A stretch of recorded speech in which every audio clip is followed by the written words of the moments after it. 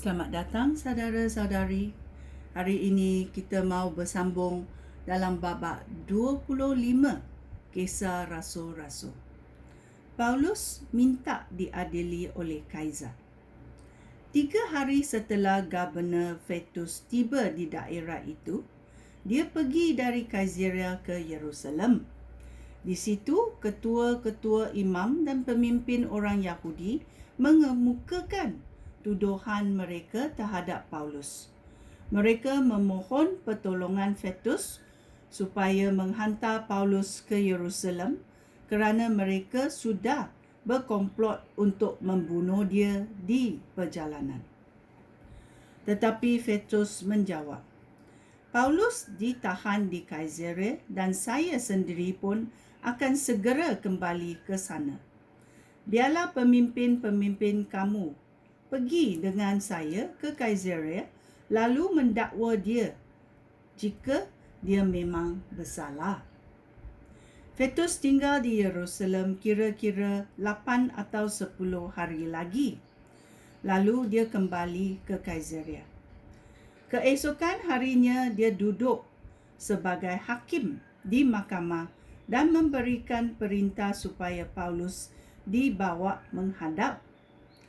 Apabila Paulus tiba, orang Yahudi yang datang dari Yerusalem berdiri di sekelilingnya dan mula mengemukakan tuduhan-tuduhan berat yang tidak dapat dibuktikan oleh mereka.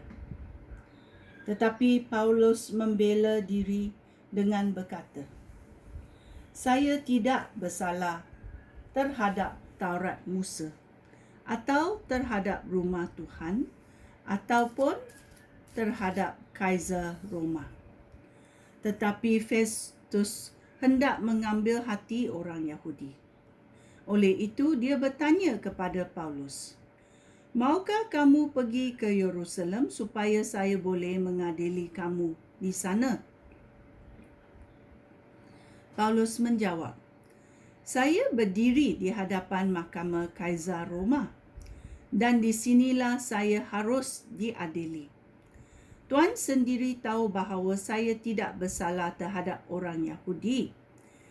Jika saya sudah melanggar hukum dan melakukan sesuatu yang patut dijatuhi hukuman mati, saya rela mati.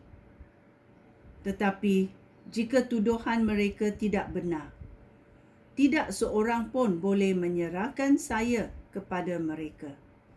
Saya minta diadili oleh Kaisar Roma.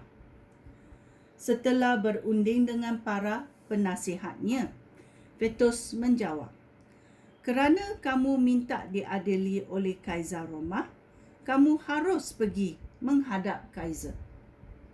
Paulus di hadapan Raja Agripa dan Puteri Bernike. Beberapa lama kemudian, Raja Agripa dan Puteri Bernike datang ke Kaisarea untuk menyambut kedatangan Governor Festus. Setelah beberapa hari mereka di situ, Festus menerangkan perkara Paulus kepada Raja Agripa. Festus berkata, di sini ada seorang tahanan yang ditinggalkan oleh Felix. Semasa Patik di Yerusalem, ketua-tua imam dan para pemimpin masyarakat Yahudi mengemukakan tuduhan terhadap dia dan memohon Patik menjatuhkan hukuman kepadanya. Tetapi Patik memberitahu mereka bahawa bukan kebiasaan orang Roma menyerahkan seorang sebelum orang itu berhadapan dengan para pendakwanya dan berpeluang membela diri. Apabila mereka datang kemari, pada keesokan harinya dengan tidak membuang masa lagi, Patik duduk sebagai hakim di mahkamah. Lalu Patik memberikan perintah supaya orang itu dibawa menghadap. Apabila para pendakwanya berdiri untuk mengemukakan tuduhan, mereka tidak mengajukan suatu kejahatan pun seperti yang Patik sangka akan dilakukan oleh mereka.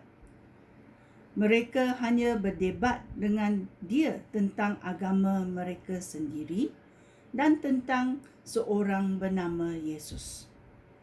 Orang itu sudah mati, tetapi Paulus berkeras mengatakan dia masih hidup.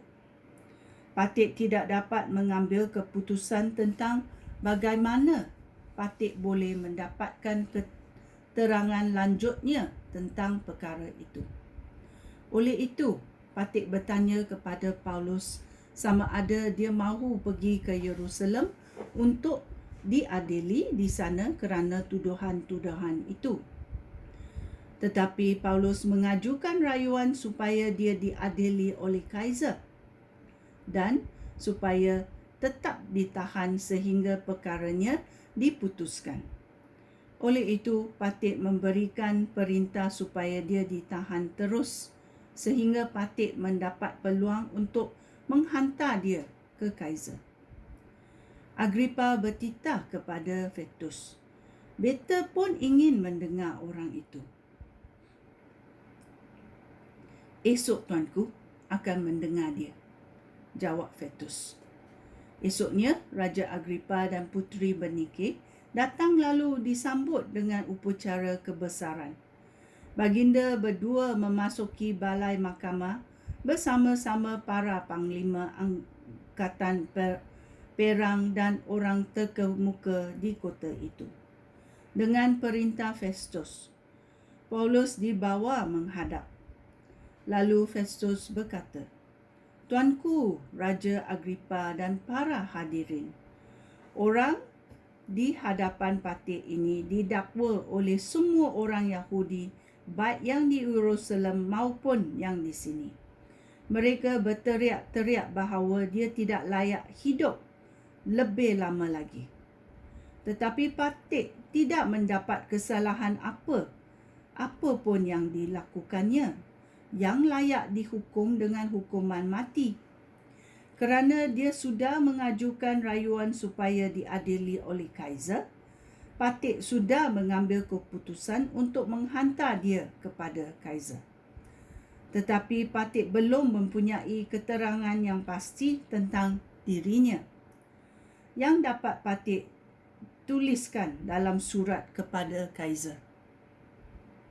Itulah sebabnya Patik menghadap dia kepada semua yang hadir, terutama sekali kepada Tuanku Raja Agrippa. Dengan demikian, setelah pemeriksaan ini, ada sesuatu yang dapat Patik tuliskan di dalam surat itu. Menurut pendapat Patik, tidaklah patut menghantar orang tahanan tanpa mengatakan tuduhan yang jelas terhadap dia. Ya, ini adalah Kisah Rasul-Rasul babak ke-25. Bila Governor Festus memberi peluang untuk Paulus di hadapan Raja Agrippa dan Puteri Bernike di Kaisarea. Sekian, terima kasih. Shalom.